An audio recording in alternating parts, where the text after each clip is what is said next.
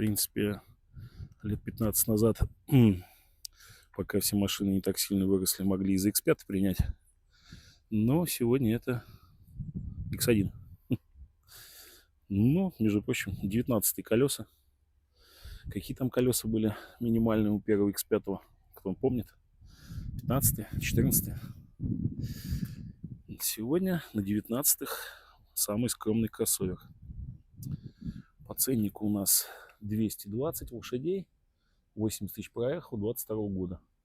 25Е, то бишь гибрид. Вон там даже какая-то бумага, говорящая о том, что батарейки жить да жить, и вам не придется тужить.